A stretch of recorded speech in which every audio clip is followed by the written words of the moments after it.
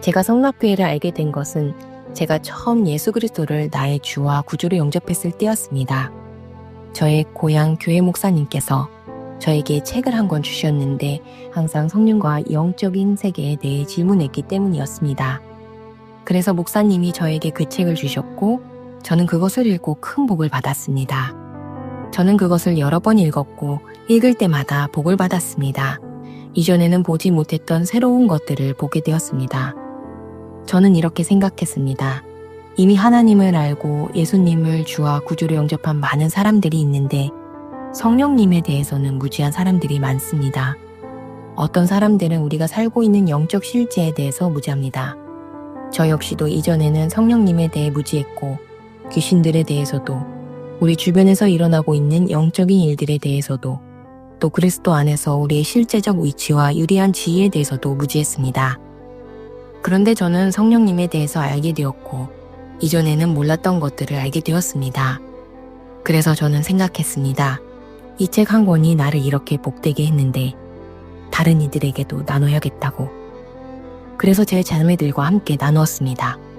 그들도 읽기 시작했는데 처음에는 잘 이해하지 못했습니다. 그러나 시간이 지나면서 이해하게 되었고 함께 토론도 하며 읽었습니다. 그 책 안에 기록된 성경 말씀들을 읽으면서 우리는 너무나 많은 것을 깨달았고 아직 우리가 모르는 것이 많다는 사실을 알게 되었습니다. 저는 또 생각했습니다. 그렇다면 이것을 알지 못하는 사람들은 어떡할까? 제가 살고 있는 케냐에서는 많은 사람들이 하나님에 대해 알고 교회에 다닙니다. 성령님에 대해서도 듣고 귀신에 대해서도 듣습니다. 하지만 그것은 단지 피상적인 지식일 뿐입니다. 많은 사람들이 자신은 구원받았다고 말할 수 있지만 그들의 삶에는 성령님에 대한 지식이 드러나지 않습니다. 그들은 영적 실제에 대해 잘 알지 못합니다. 그들은 악한 영들을 두려워합니다. 악한 영들이 존재한다는 것은 알지만 그리스도 안에서 자신들이 가진 영적 우위를 알지 못합니다. 저는 책의 마지막 페이지에 있는 연락처를 통해 성락교회에 연락하기로 했습니다. 그리고 그 책이 저와 제 주변 사람들에게 얼마나 큰 복이 되었는지 간증했습니다. 하나님께 감사드리는 것은 그 첫 번째 연락을 한 후에 성락교회로부터 이메일을 받기 시작했다는 것입니다. 우리는 소통하게 되었고 그 후 성락교회는 저에게 책들을 보내주기 시작했습니다. 그 책들은 제 주변의 많은 사람들에게 복이 되었습니다. 제가 구원받은 후 저는 하나님을 위해 더 많은 일을 해야겠다는 것을 깨달았습니다. 섬기고 싶은 강한 열망이 있었고 저는 고향 교회에서 섬기기로 했습니다. 제가 하고 있던 작은 일들 위에 이제 책들이 더해졌습니다. 저는 그것들을 교회 성도들과 주변 사람들에게 나누어 주었습니다. 그리고 그 책들을 통해 작은 성경 공부 모임까지 시작하게 되었습니다. 우리는 책을 읽고 그것에 대해 나누었습니다. 한 장을 읽으면 누군가 이해하지 못한 부분이나 더 알아야 할 부분에 대해 함께 토론했습니다. 그래서 우리는 책 공부이자 성경 공부를 하게 되었습니다. 책을 읽고 나서는 베레아 사람들처럼 성경으로 돌아갔습니다. 그 말씀들이 실제로 어떤 의미였는지 살펴보고 연구했습니다. 그리고 그로 인해 우리는 영적으로 성장할 수 있었습니다. 저희 어머니는 영어를 하지 못하시고 스와힐리어를 사용하십니다. 어머니는 우리가 성장하는 모습을 지켜보셨습니다. 우리가 책을 읽고 책을 받고 서로 나누고 공부하는 모습을 보셨습니다. 그러나 어머니는 조금 실망하셨습니다. 왜냐하면 우리처럼 직접 책을 읽으며 참여할 수 없었기 때문입니다. 시간이 있으셨지만 영어책을 읽을 수 없었기 때문에 저희가 조금씩 설명해드리는 정도밖에 할 수 없었습니다. 그때 제 마음에 소원이 생겼습니다. 언젠가 이 책들이 스와힐리어로 번역되면 좋겠다는 것이었습니다. 케냐의 많은 사람들이 영어와 스와힐리어를 사용합니다. 영어와 스와힐리어는 국가의 두 공용어입니다. 그래서 저는 생각했습니다. 이 책들이 스와힐리어로 번역된다면 얼마나 많은 사람들이 읽을 수 있을까? 특히 영어보다 스와힐리어를 선호하는 나이든 세대에게 유익할 것입니다. 그러던 어느 날 저는 성락교회로부터 영어책을 스와힐리어로 교정하고 번역하는 일을 도와달라는 요청을 받았습니다. 그것은 마치 제 기도에 대한 응답과 같았습니다. 저는 너무나 기뻤습니다. 왜냐하면 이것이야말로 제가 사람들에게, 특히 동아프리카 사람들에게 복을 나누어 줄 수 있는 방법이라는 것을 알았기 때문입니다. 저는 이것이 하나님을 위한 저의 사명이라는 것을 깨달았습니다. 아직 직업을 찾지 못해 고생하고 있었지만 이것은 제가 할 수 있는 일이었고 전 세계의 많은 이들에게 복이 되는 일이었습니다.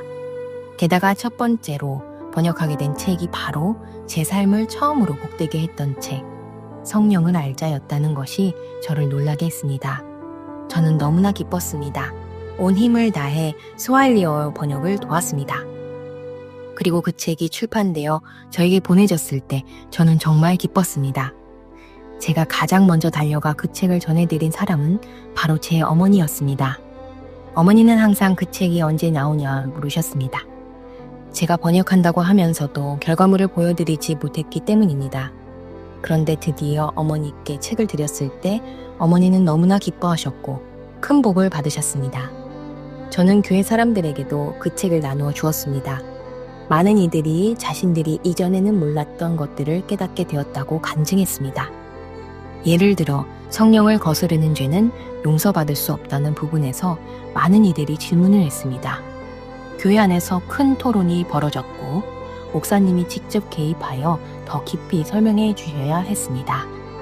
여러 가지 책을 읽으며 저는 우리가 존재해야 할 이유에 대해서 분명히 알게 되었고 우리가 복을 받은 것은 단지 우리 자신만을 위한 것이 아니라 다른 이들에게 복이 되기 위함이라는 것을 깨달았습니다.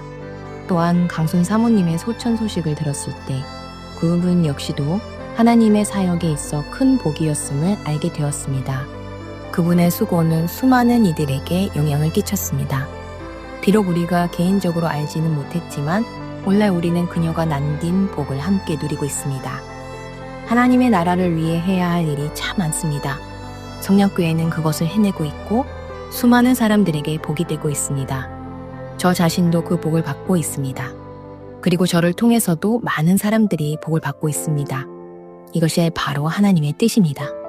우리가 복이 되어 우리를 통해 더 많은 이들이 복을 받는 것입니다.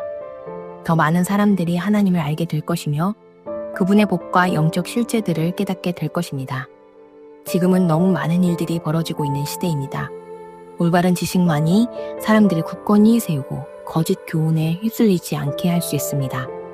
이 책들을 통해 많은 이들이 자신의 영적 실제를 이해하고 하나님께 돌아오고 있습니다. 저는 성락교회가 러시아와 같은 먼 나라에도 책을 배포한다는 것을 알게 되었습니다. 여러 언어로 번역된 책들이 전 세계적으로 복이 되고 있습니다. 시골에 살고 있는 저 같은 케냐 사람이 어떻게 한국 사람들을 알게 될 수 있었겠습니까? 하나님의 일을 하다 보면 상상도 못한 이들과 연결되게 됩니다. 이것이 바로 하나님의 역사입니다. 여러분이 하고 계신 일에 감사드립니다. 하나님께서 여러분을 복주시고 지켜주시기를 바랍니다. 그리고 여러분이 듣는 이들에게, 있는 이들에게, 그리고 그리스도를 알게 되는 이들에게 계속해서 복이 되시기를 바랍니다. 이 세상은 곧 끝날 것입니다. 우리 주 예수 그리스도께서 곧 다시 오십니다. 제 기도는 그날이 오기 전에 더 많은 사람들이 예수님을 알게 되고 더 많은 이들이 그분께 자신의 삶을 드리게 되는 것입니다. 그날이 왔을 때 하나님의 나라가 복되고 확장되고 전 세계에 널리 퍼져 있는 모습을 보는 것은 큰 기쁨이 될 것입니다. 그것은 성락교회와 성락인 가족분들을 통해 일어나고 있습니다. 그러므로 성락교회에 진심으로 감사드립니다. 여러분의 일원이 될 수 있는 기회를 주셔서 감사합니다. 그리스도의 몸을 위해 여러분이 하고 계신 일에 감사합니다. 하나님께서 여러분을 복주시고 지켜주시기를 바랍니다. 아멘.